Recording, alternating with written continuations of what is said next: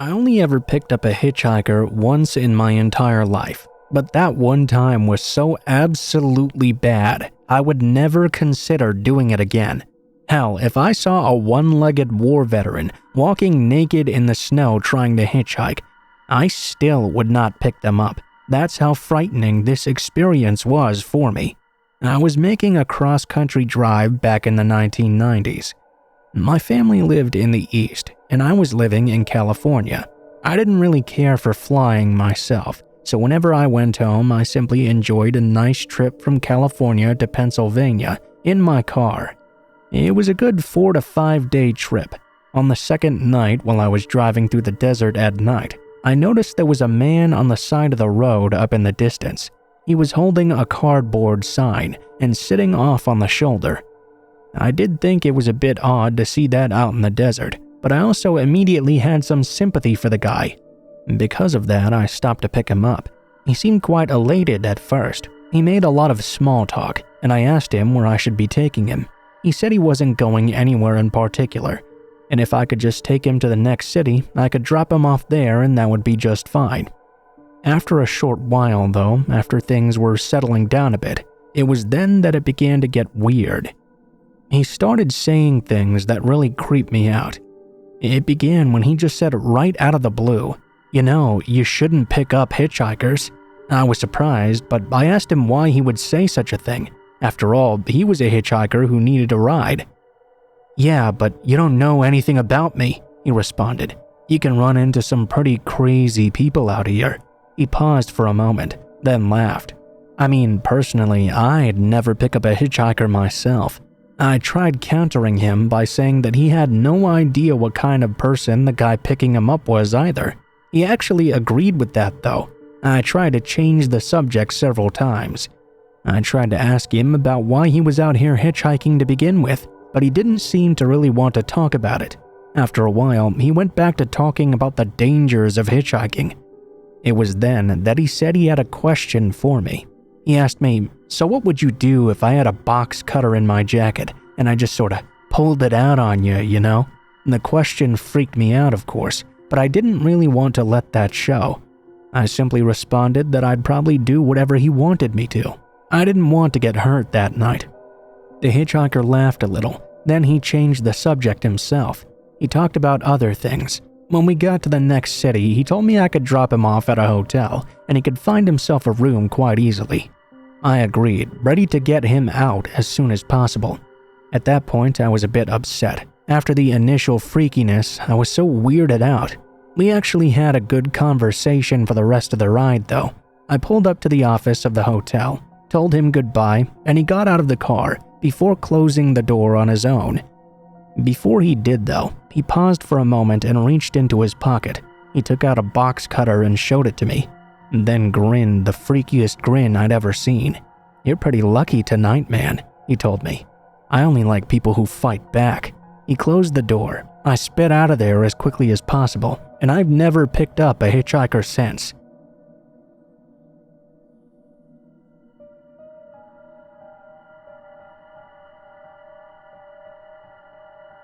We've all heard the old adage that you should never pick up a hitchhiker. I remember even seeing a movie about it from the 1980s called The Hitchhiker. It scared the crap out of me, and I swore I would never pick one up. I never have, but I did hitchhike on my own once. I was in college at the time. I'd like to say that this was a time when I was studying at the library or something like that, but of course I was not. I was at an off-campus party with some friends. It wasn't even off-campus really either. It was one town over. My friend Mike had given me a ride to the party.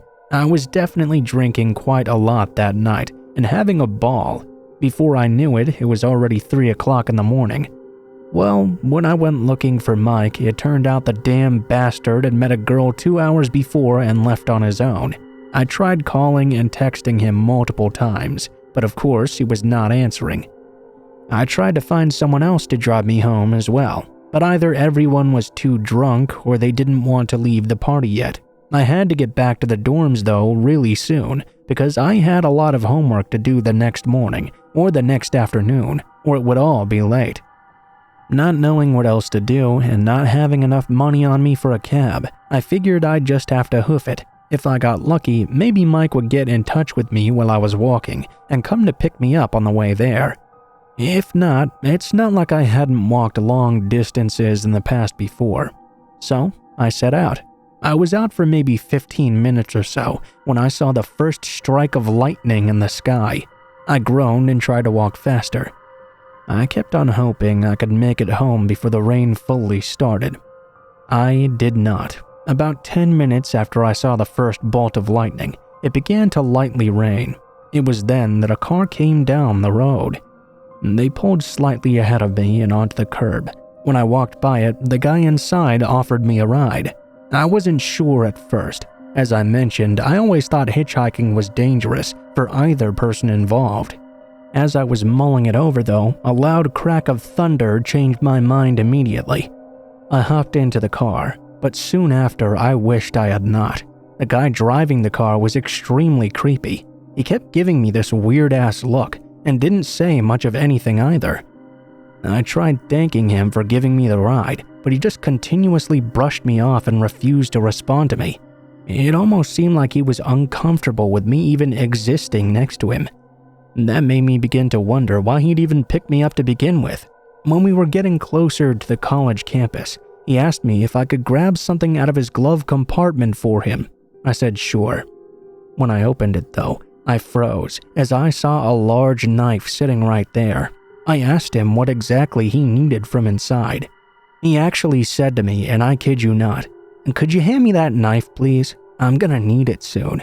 I couldn't think of a single reason, or at least a single non-scary reason, that the man would need this knife while driving his car. I asked him what he would need such a thing for. At that very moment, he got extremely angry with me and began to yell and scream at me. "Just give me the damn knife." When I hesitated, he leaned over me and reached for it himself while still driving. I was closer to the knife though, and now I was scared. I grabbed the knife myself and pointed it at the man. He reclined to his side of the car, and I demanded he stop right now and let me out. I could see in his eyes that he was furious. He did pull over though. As I was getting out, he again told me to give him back his knife. I basically told him to fuck off and get lost. I'd leave it on the side of the road for him later, and he could circle back and get it if he really wanted it. Of course, he cursed me out. He did leave a while after. I did not leave the knife there. In fact, I threw it in the garbage when I got home. Last thing I needed was for him to come back for it and then chase me down with it. I walked the rest of the way back home in the rain, and it was a very miserable experience.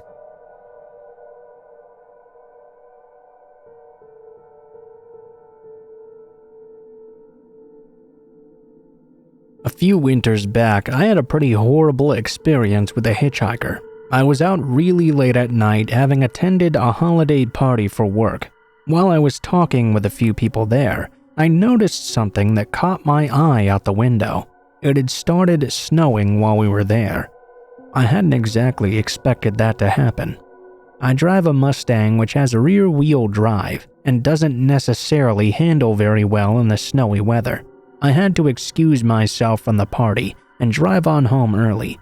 Once I got on the road, the snow began falling heavily. The visibility was extremely bad.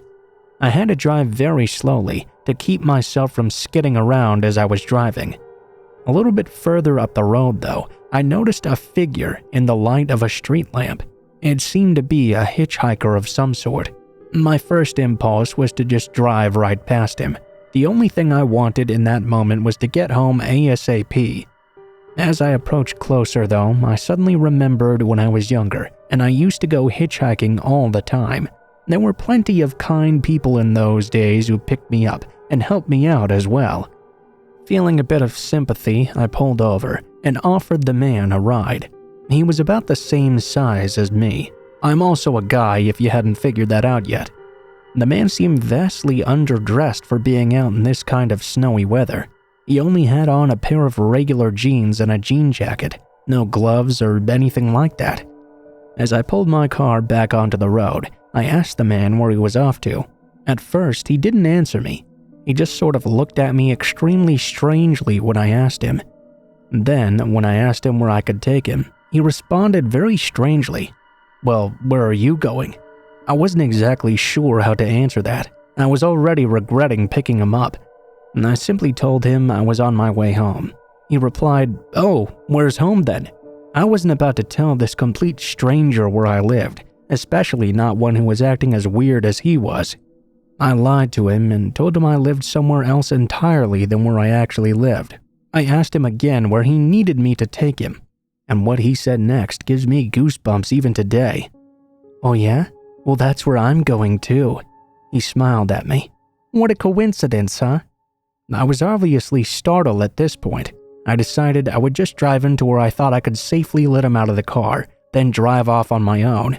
I drove him to the apartment complex I'd lied about living in.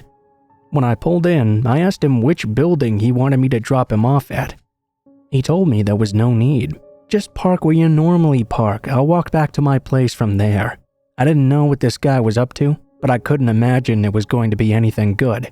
I figured I had to at least pretend to go along with it though, just to get him out of my car. I pulled into a parking spot and indicated the building I claimed to live in. I did have a plan to get away from the man, but the timing would have to be perfect in order for it to work. I opened the door and took a single step out of the car. He did too. I pretended like I was going to shut my door, but I didn't quite yet. When he shut his door behind him, I quickly hit the lock button, then jumped into my car and pulled the door closed. He turned around right away, clearly furious. It seemed my reservations about the man had been accurate. When he saw I'd locked him out, he started screaming and yelling at me. As I pulled out of the parking spot, he grabbed onto the passenger side view mirror and started pounding on my car as I pulled away from him. I made no attempt to try not to hit him, as I saw him take a knife out of his pocket and begin stabbing at my windows. He then ran it along the side of my car, scraping the hell out of it as I slowly drove away. Luckily, I got away with nothing but a very nasty and long cut on my paint job. It cost quite a bit to fix, but at least I got away without a cut on me.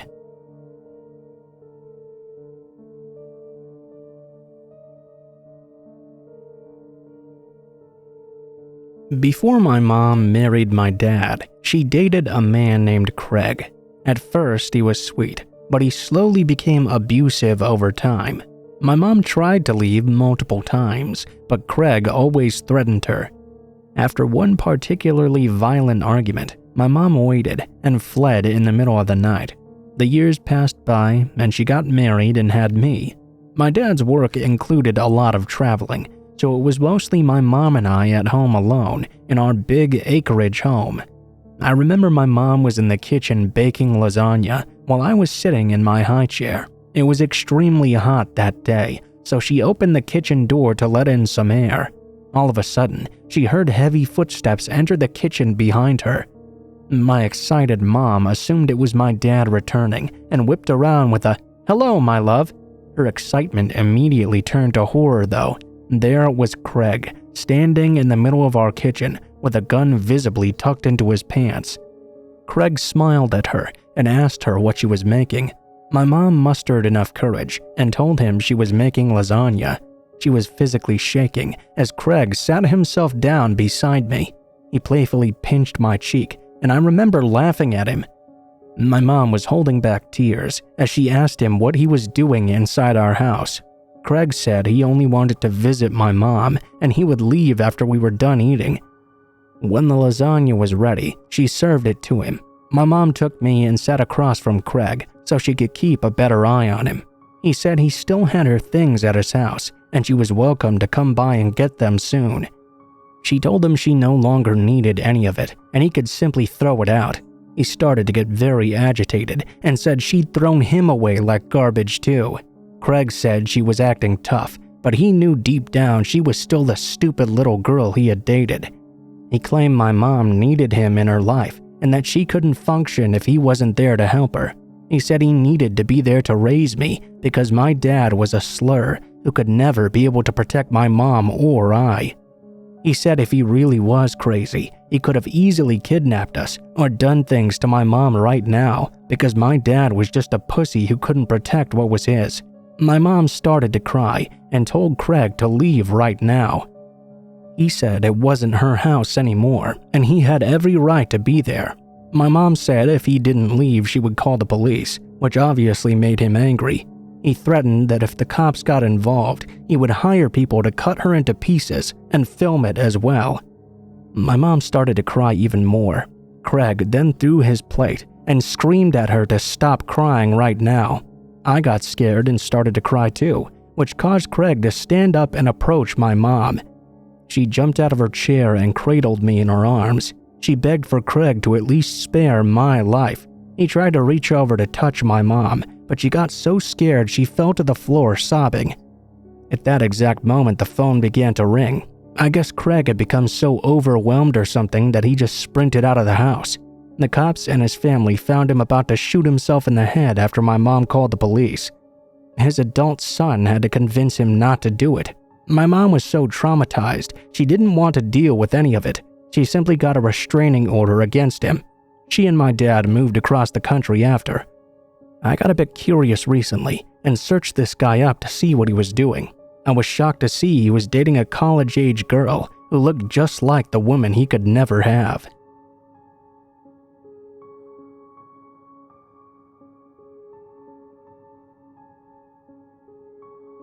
So this happened to me a couple of years ago, when my now husband and I were living in a townhouse in a pretty decent area. My husband was working third shift as a corrections officer at our local corrections facility, and I was working as a waitress/bartender. It was an unusually warm night for mid-March, so I took advantage and decided to take my husband's 80-pound Alaskan Malamute/Siberian Husky mixed dog on a quick walk around the neighborhood near our complex. We get to the end of the street that leads into the complex we live in. I noticed as the dog, Luke, stopped to relieve himself that there was a man across the street at the gas station with a case of beer in his hands. I had my phone out texting a friend and looked back up to notice the man was near the stop sign and seemed to be relieving himself upon it.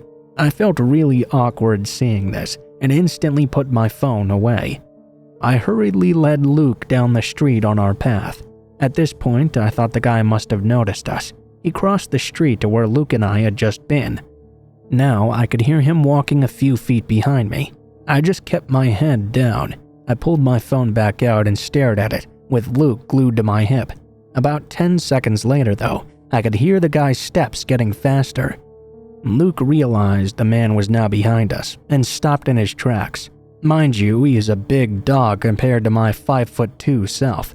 I can handle him easily enough, and he's very well trained by my husband. But I noticed his ears were perked up and his tail was straight as well. I was glad he was aware of our surroundings. I wanted to keep moving, but I got this weird feeling. This guy finally caught up to us, so I tightened my grip on Luke's leash and pulled him closer to me. I stepped off into the grass to allow the man to pass us by and keep Luke out of his way. Did this guy keep going and pass though? No, of course not. When I thought he was about to go by us, I stuttered out a small apology because Luke was pulling on his leash to investigate the man. Most people were intimidated by him simply by his size.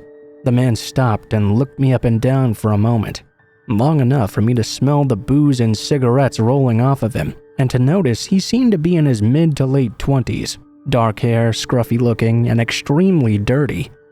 He smiled and seemed to notice Luke trying to get at him. Cute dog, what's his name? He proceeded to ask me if he could pet the dog. Before I could even give him an answer, he leaned down and grabbed Luke's face. Luke surely didn't like that. He jumped at him as a warning, and the man backed up chuckling. I apologized and mentioned he was very protective and made up a lie he had been trained as my dad's former K-9 unit.